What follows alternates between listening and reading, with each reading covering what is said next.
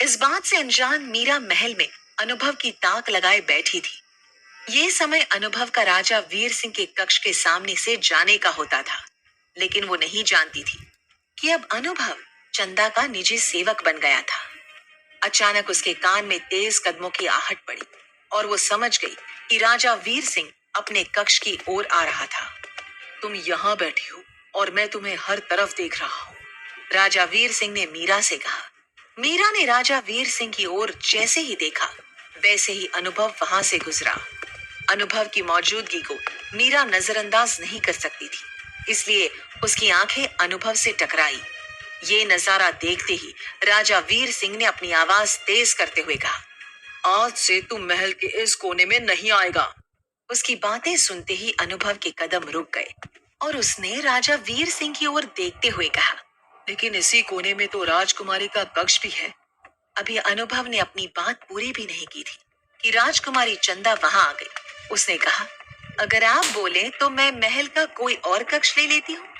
दूसरी मंजिल के सामने वाला कक्ष सही रहेगा। दूसरी मंजिल के सामने वाला कक्ष? जैसे ही राजा वीर सिंह ने चंदा के ये शब्द सुने, वो तुरंत बोला, नहीं, वहां सूरज का प्रकाश नहीं आता और उस मंजिल पे तुम्हारा जाना सही नहीं है।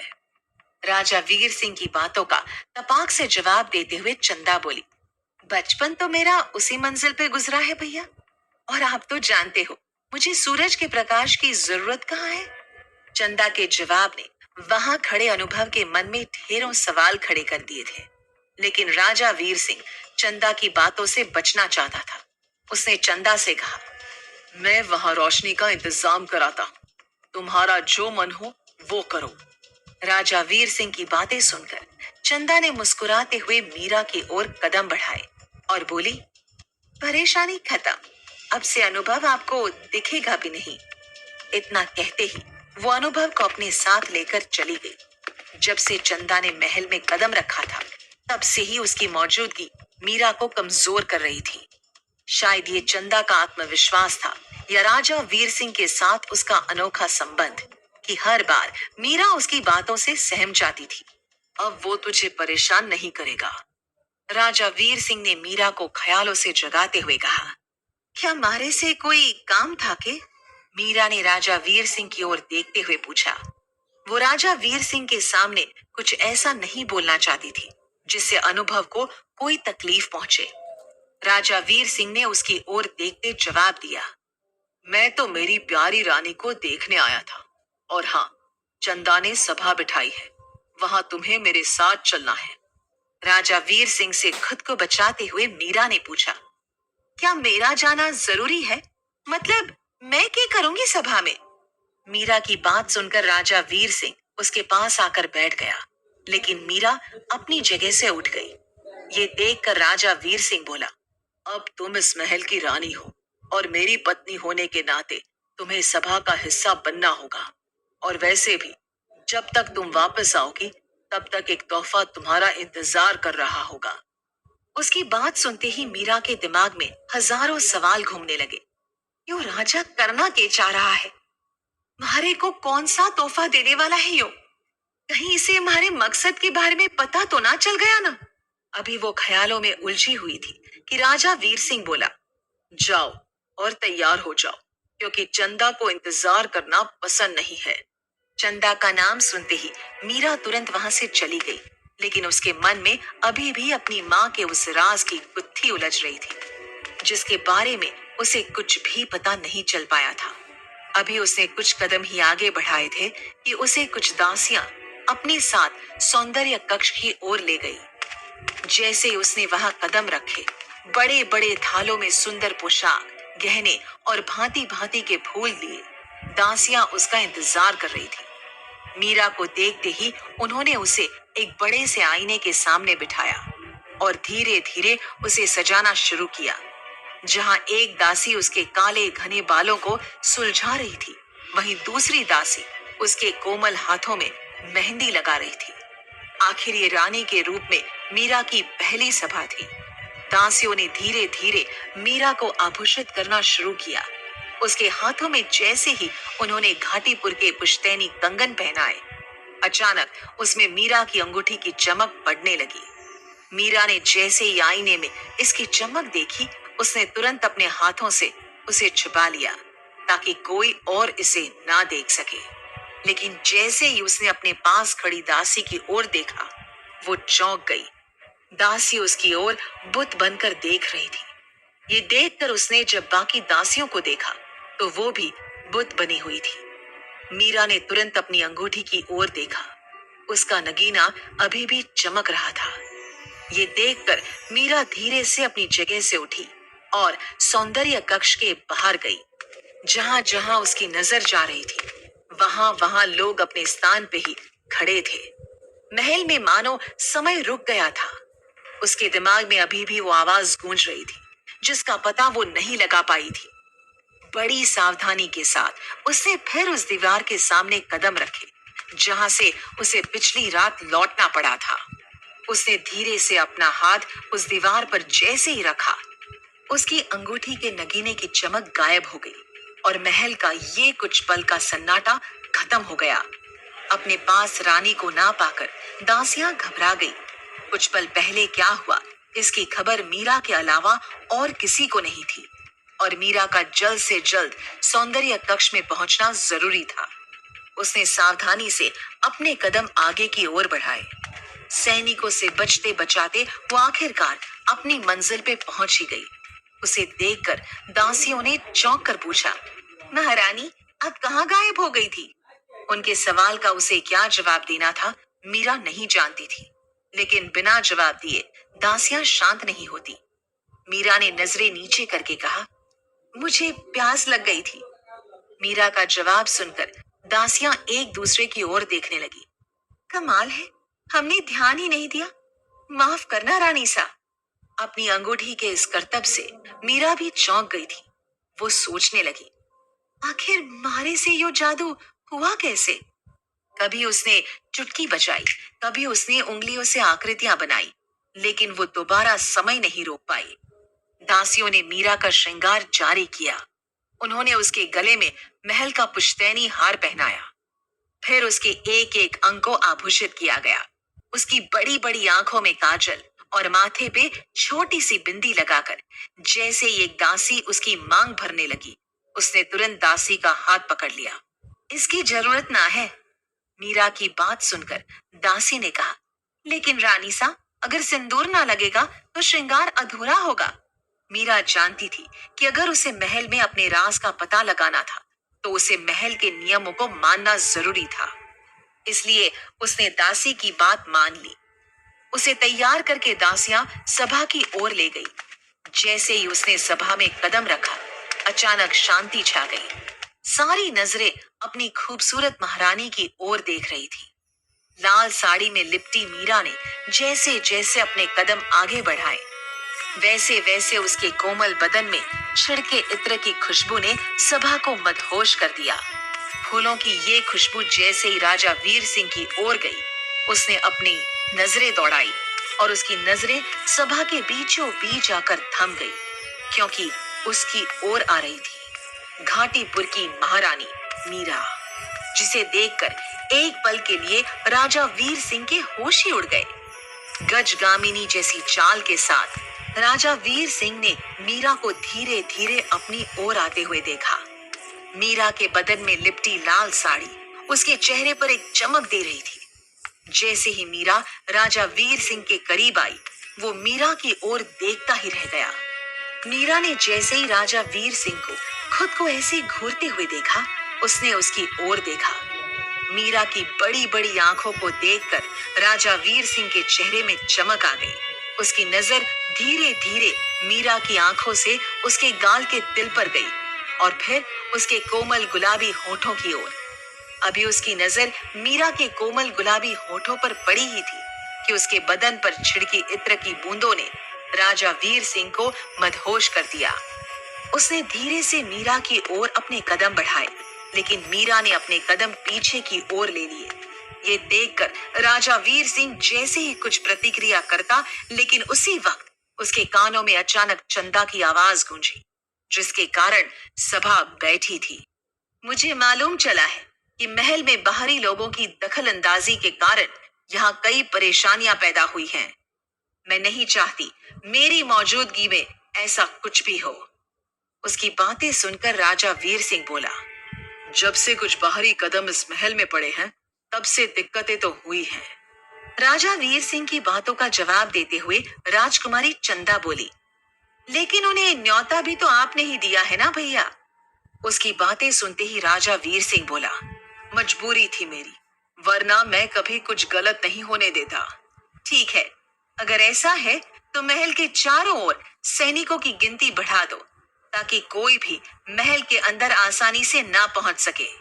चंदा की इस बात ने ऐसे कई कदमों को महल तक आने से रोक दिया था, जो अभी तक अपनी मौजूदगी राजा वीर सिंह के सामने दर्ज करा रहे थे, जिनमें से एक नाम था वत्सल बाबा। अपने हाथों में राजा वीर सिंह का तोहफा देखते हुए मीरा ने सवाल किया, ये क्या है? कहा था ना मैंने, तुम्हें तोहफा दूंगा, तो अपने नए कक्ष बनने की खुशी में तुम्हारे लिए तोहफा लाया हूं। राजा वीर सिंह ने मीरा की बातों का हंसकर जवाब दिया। मीरा ने जैसे ही राजा वीर सिंह का दिया हुआ तोहफा देखा, उसके होश उड़ गए। तोहफे में राजा वीर सिंह ने उसे एक डोरीदार पोशाक दी थी, जिसे कोई तन ढकने के लिए नहीं पहनता। ये देखकर मीरा ने गुस्से से कहा, क्या करूं मैं इसका? राजा वीर सिंह ने मीरा के करीब जाकर जवाब दिया, तुम्हें तुम्हारा कक्ष चाहिए था, वो तुम्हें मिल गया।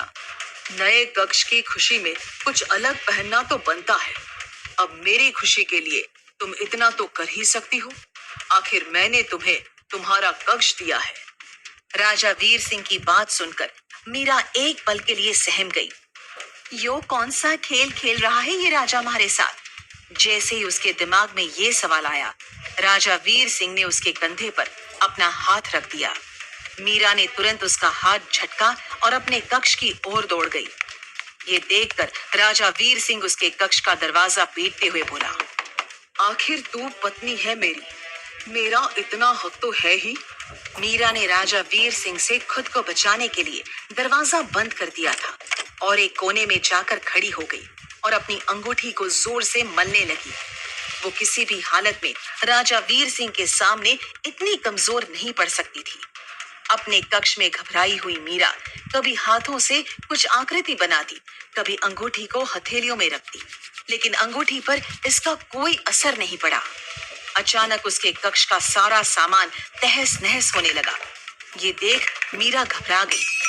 क्यों की हो गया? उसके मन में जैसे ही सवाल आया, उसने तुरंत अपने हाथों को घुमाना शुरू किया। यो क्या हो रहा है? उसके हाथ उसके काबू में नहीं थे। चारों तरफ हवा में एक तनाव सा महसूस हो रहा था, मानो ये हवाएं अपनी ओर उसे खींच रही थी। उसके कक्ष में एक अजनबी शक्ति ने अपना दबाव बना दिया था, जिसमें रहकर मीरा को घुटन हो रही थी। खुद को इस शक्ति से बचते बचाते मीरा के दिल की धड़कनें बढ़ रही थी और इसके साथ साथ इस शक्ति का दबाव भी बढ़ रहा था, जो उसे अपनी ओर खींच रहा था। अचानक ही सारी चीजें पहले जैसे ही हो गई। हवा से तनाव गायब हो गया और चीजें स्थिर हो गई। ये देखकर मीरा समझ नहीं पाई आखिर ये कौन सी शक्ति थी। अभी वो ये सब समझने की कोशिश कर ही रही थी कि अचानक उसे राजा वीर सिंह के कक्ष में किसी की मौजूदगी का एहसास हुआ। उसने जैसे ही दीवार पे कान लगाए, उसे सिर्फ राजा वीर सिंह के कक्ष से खटपट की आवाज सुनाई दी। राजा वीर सिंह के डर से वो अपने कक्ष से बाहर भी नहीं जा सकती थी, इसलिए वो ये जानने के लिए उत्सुक हो रही थी कि बाहर आखिर कौन शख्स मौजूद था। तभी राजा वीर सिंह की आवाज आई, अरे चंदा, तुम यहाँ? क्या कोई काम था? क्या चंदा के नए कानून वत्सल बाबा के कदमों को रोक पाएंगे? क्या मीरा अपने राज का पता लगाने में कामयाब हो पाएगी?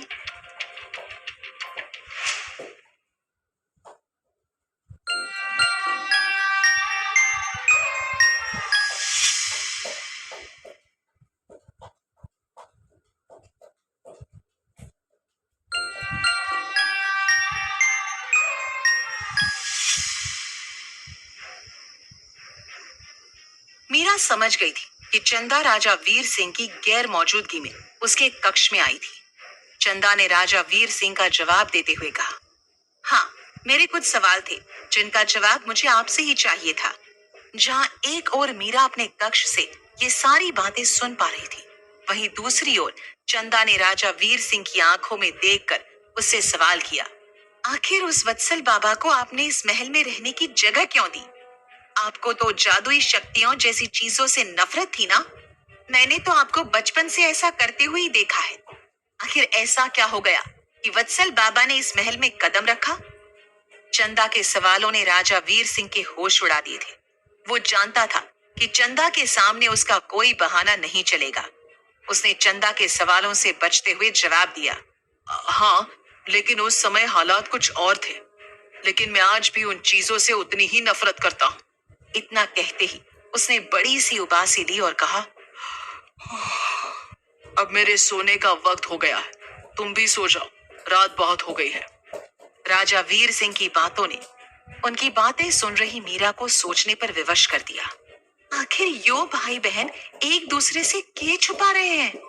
जहां एक और मीरा के सामने महल से जुड़े कई सवाल खड़े हो रहे थे, वहीं दूसरी ओर चंदा के मंसूबे और मजबूत हो रहे थे।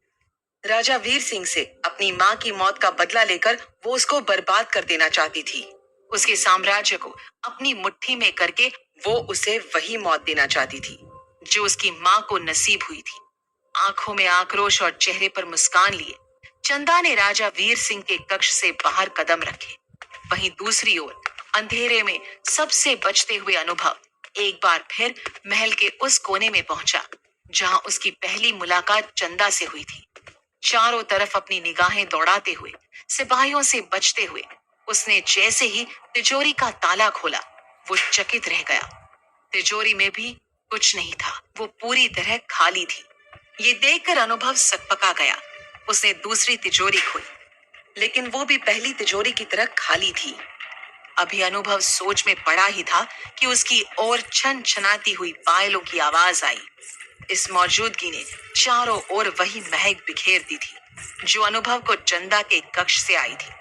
अचानक अनुभव के कंधे पर किसी ने हाथ रखा। मैंने कहा था, मैं दूसरी गलती करने का मौका नहीं देती। बताओ, अब किसके आदेश से तुम यहाँ आए हो? चंदा की आवाज ने अनुभव के होश उड़ा दिए थे। उसने बिना मुड़े जवाब दिया, आप जैसा समझ रही है वैसा नहीं है। अभी अनुभव ने जवाब दिया ही था कि चंदा ने अनुभव के करीब जाकर धीरे से उसके कान में कहा, वो तो मैं पता लगा लूंगी, लेकिन तुम्हारा इन सब में क्या फायदा है, मैं ये जानना चाहती हूँ। चंदा के सवाल ने अनुभव के सामने कई सवाल खड़े कर दिए। कहीं इसे मेरे मकसद के बारे में पता तो नहीं चल गया? उसके दिल की धड़कनें बढ़ने लगी और माथे से पसीने की बूंदें टपकने लगी। तभी चंदा ने धीरे से उसका कंधा सहलाते हुए कहा, अरे अरे, घबराओ मत। जब तक गुनाह नहीं किया तब तक मेरे निजी सेवक ही रहोगे। और हाँ, तुम्हारे हाथों मैं कोई गुनाह होने नहीं दूंगी। मैं यहाँ कोई गुनाह करने नहीं आया, मैं तो। इतना कहते ही जैसे ही वो चंदा की ओर मुड़ा, उसकी नजर चंदा की बड़ी बड़ी आंखों पे पड़ी। उसकी जादुई भूरी आंखें किसी को भी वशीभूत कर सकती थी। उसे देखते ही अनुभव की जुबान लड़खड़ा गई, जिस पर चंदा ने हंसकर कहा, अगर नजरें झुकाकर बात करोगे तो बात करने में आसानी होगी। चंदा की बात सुनते ही अनुभव ने अपनी नजरें नीचे झुका ली। तो क्या बोल रहे थे तुम? चंदा ने अनुभव को उसकी अधूरी बात को पूरा करने के लिए कहा, राजकुमारी जी, कल का दिन बहुत बड़ा है। अगर आपका आदेश हो तो मैं चलूं? अनुभव ने राजकुमारी चंदा के सामने उसके सेवक की तरह पेश आते हुए सवाल किया। खुद के सामने अनुभव को यूं घबराया हुआ देख चंदा के चेहरे पर मुस्कान आ गई। उसने अनुभव को वहां से जाने का आदेश दे तो दिया था, लेकिन उसके मन में अनुभव से जुड़े कई सवालों ने एक साथ जन्म ले लिया। इतना तो वो जानती थी कि अनुभव का महल में आने का कारण थी मीरा, लेकिन वो इस बात से अनजान थी कि आखिर इस बार अनुभव मीरा के साथ क्यों आया था। चंदा के निजी सेवक के रूप में काम करते करते अनुभव के लिए भी अंबा का राज पता लगा पाना मुश्किल हो रहा था, क्योंकि ये दूसरी बार था जब चंदा उसके रास्ते में आ गई थी, जिसकी खबर किसी को नहीं थी। वो अब ऐसी कोई भी गलती नहीं करना चाह रहा था जो उसके लिए मुसीबत को न्योता दे। वहीं दूसरी ओर अनुभव के जाने के तुरंत बाद चंदा ने उस अंधेरे कक्ष के चारों ओर नजरें दौड़ाई और उस कक्ष का दरवाजा बंद कर दिया ताकि कोई भी वहां अपनी मौजूदगी दर्ज ना करा सके। अचानक अंधेरों के बीच से किसी बड़े से दरवाजे के खिसकने की आवाज आई, लेकिन रात में नींद में चूर लोगों के लिए इस आवाज को नजरअंदाज कर पाना आसान था। घाटीपुर का ये महल अपने भीतर बहुत से राज छिपाए हुए था, जिनकी परतें धीरे धीरे खुल रही थी और महल की गुप्त चीजें कहीं गायब हो रही थी। अगले दिन चंदा की आवाज ने एक बार फिर अनुभव को जगा दिया था। उसने जैसे ही अनुभव का नाम पुकारा, वो तुरंत उसके सामने हाजिर हो गया। बालों का जूड़ा बनाए चंदा एक पतली सी चुन्नी ओढ़े खुद में ही सिमटी हुई थी। अचानक अनुभव की नजर चंदा के कंधे से फिसलती उसकी चुन्नी की ओर पड़ी। ये देखकर उसने अपनी नजरें नीचे कर ली। सांवला रंग, झुकी हुई निगाहें देखकर चंदा ने मजाकिया अंदाज में अनुभव से कहा, दुपट्टा मेरा फिसल रहा है और शर्मा तुम रहे हो। चंदा की बात सुनते ही अनुभव ने बिना निगाहें ऊपर किए जवाब दिया, नहीं, ऐसा नहीं है। अच्छा, तो कैसा है? इतना कहते ही वो धीरे धीरे उसके करीब आने लगी। अपनी आवाज को गंभीर करते हुए उसने कहा, आज तुम मेरे साथ शिकार पर चलोगे। बहुत समय से मैंने शिकार नहीं किया। इतना कहते ही चंदा ने अनुभव को जाने का आदेश दे दिया। जहां एक और चंदा अनुभव को हर समय अपने साथ रखना चाहती थी, वहीं दूसरी ओर चंदा के निजी सेवक के रूप में काम करने से अनुभव और मीरा की एक भी बार मुलाकात नहीं हो पाई थी और इस बार मीरा का अनुभव से मिलना बहुत जरूरी था। अनुभव से मिलने के अवसर में बैठी मीरा ने जैसे ही राजा वीर सिंह को सभा में जाते हुए देखा, उसने तुरंत अपने कदम सेवक आवास की ओर बढ़ाए, लेकिन अनुभव उसे कहीं नहीं दिखा। अपने कदमों में तेजी लाते हुए उसने हर उस जगह में अनुभव को ढूंढा जहां वो मौजूद हो सकता था। अचानक उसकी नजर बगीचे की ओर पड़ी और उसे अनुभव की परछाई दिखाई दी। वो दौड़कर उसके पास गई। अनुभव? मीरा की आवाज सुनकर अनुभव उसकी ओर मुड़ा। मीरा, कहीं किसी ने तुझे यहाँ आते हुए देख तो नहीं लिया? अनुभव ने उसे झाड़ियों के पीछे छिपाते हुए सवाल किया। नहीं। इतना कहते ही मीरा ने अनुभव को गले लगा लिया। इतने समय बाद किसी अपने को गले लगाकर जहां एक ओर मीरा को चैन की सांस मिल रही थी, वहीं दूसरी ओर अनुभव के दिल की धड़कनें बढ़ गई थी, जिसे मीरा महसूस कर पा रही थी। उसने अनुभव की ओर देखा और बोली, मारे को तुझे कुछ बताना है। इससे पहले वो कुछ कह पाती, अनुभव बीच में बोला, मुझे भी तुझे एक जरूरी बात बतानी है। अनुभव के हाव भाव देखकर मीरा घबरा गई और बोली, क्या हुआ अनुभव? अनुभव ने उसका जवाब देते हुए कहा, इस महल में हमारे अलावा कोई और भी है जो राजा वीर सिंह को बर्बाद करना चाहता है। कौन? मीरा ने चौंकते हुए सवाल किया। अनुभव ने उसका जवाब देते हुए कहा, राजा वीर सिंह की बहन चंदा। अनुभव की बात सुनकर मीरा चौंकी जरूर थी, लेकिन उसे आश्चर्य नहीं हुआ था। उसने अनुभव से कहा, थारे को कैसे मालूम चला? अनुभव ने उसे चंदा के साथ अपनी उन मुलाकातों के बारे में बताया जो गुप्त कक्ष में हुई थी। इसके साथ ही उसने मीरा को महल के उन गुप्त तिजोरियों के बारे में बताया जहां से सामान एक एक करके गायब हो रहे थे।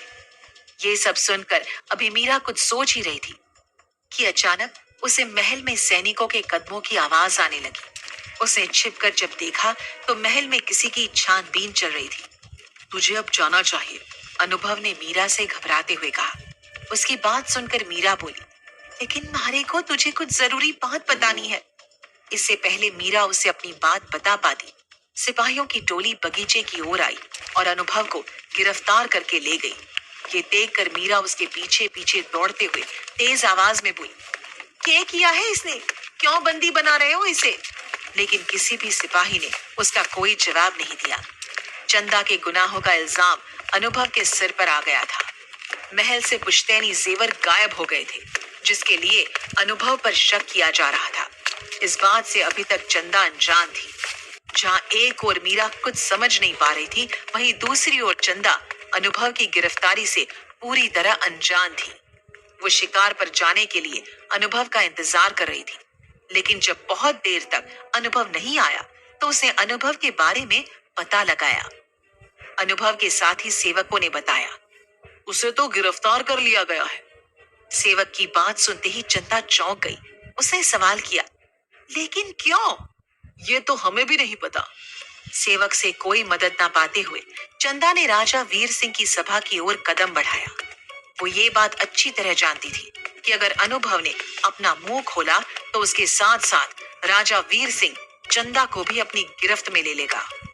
इसलिए अनुभव को जल्द से जल्द आजाद कराना जरूरी था। उसे जैसे ही राजा वीर सिंह की सभा में कदम रखा, उसे सबके चेहरों पर बेचैनी दिखाई दी। इससे पहले वो कुछ समझ पाती, राजा वीर सिंह के शब्द उसके कानों में पड़े, मैं तुम्हारा ही इंतजार कर रहा था।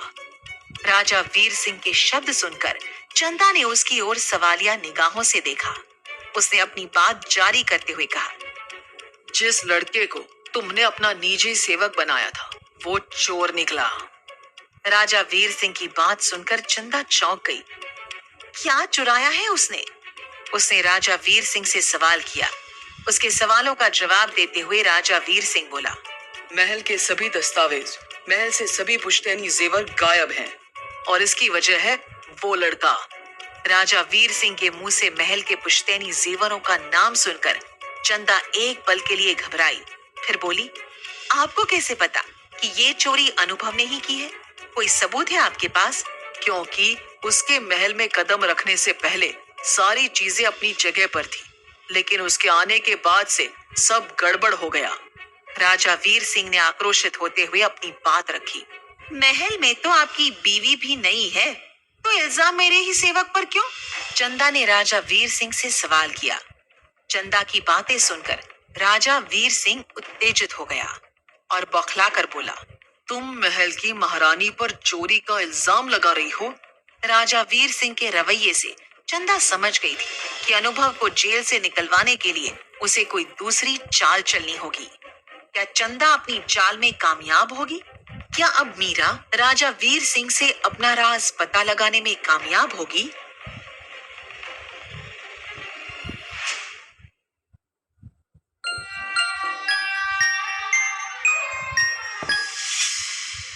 लाइक कमेंट सब्सक्राइब जरूर कीजिएगा।